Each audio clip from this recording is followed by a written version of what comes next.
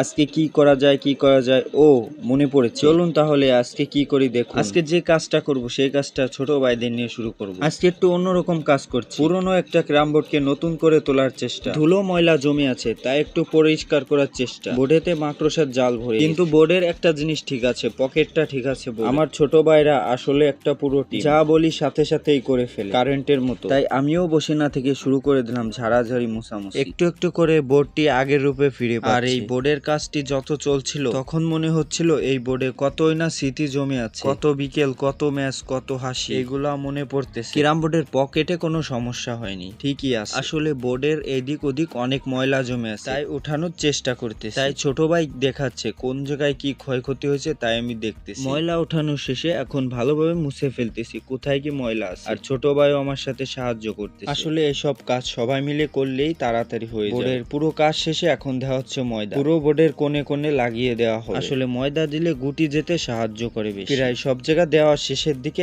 এখন গুটি সাজানো শুরু করে দিব। এই তো পুরনো জিনিসটাকে ভালোবাসা দিয়ে ঠিক করলাম, সেটাই হয়ে যায় নতুন গল্পের শুরু। শেষে যখন খেলা শুরু করলাম মনে হলো যতই পুরনো হোক ভালোবাসা দিলে আবার জিনিসটা বেঁচে ওঠে। তাই এখন আর কি করব, সেই পুরনো বোর্ডটি ঠিক করে খেলা শুরু করে দিলাম। আবার দেখা হবে নতুন কিছু নিয়ে।